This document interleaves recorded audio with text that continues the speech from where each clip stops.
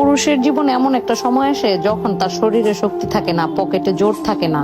এতদিন যাদেরকে খাওয়াইছিল, যাদের কথায় নাচছে, তারা কেউ কিন্তু পাশে থাকে না। পাশে থাকে কেবল ওই অবলা নারী যার নাম স্ত্রী, যারে পুরুষরা দিনের পর দিন অন্যান্যদের কথায় অবহেলা করে, মানুষের কথায় তার উপরে মানসিক শারীরিক নির্যাতন করে। পুরুষের জন্ম দেয় একজন নারী, আবার সেই পুরুষের শেষ সময়টাও পাশে থাকে, সুন্দর একটা মৃত্যু পর দেয় কিন্তু একটা নারী। একজন পুরুষের শারীরিক শক্তি আর তার পকেটের জোর যতদিন থাকবে ততদিন সে তার স্ত্রীকে মানুষ মনে করে। যখন এইসবে ভাটা নেমে আসে তখন তার হুঁশ ফিরে, কে তার আপন আর কে তার পর।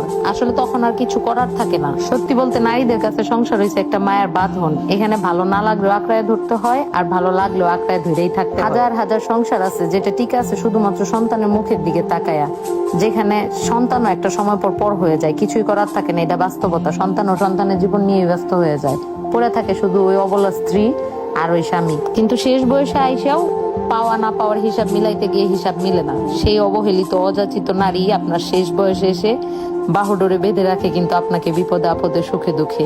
এই জন্য স্বামীদেরকে বলি, বউরে বুঝার চেষ্টা করেন। সবাইরে যেমন বুঝার চেষ্টা করেন, বউর উপরে চাপায় দেন যে বউই তো, এটার মারলেও থাকবে, কাটলেও থাকবে, না রাখলেও থাকবে, থাকলেও থাকবে। এই অভ্যাসগুলা বাদ দিয়ে বউদেরকে রাখার মতো রাখেন, দেখবেন এরা আপনাকে আরো বহুত গুণে দেওয়ার মতো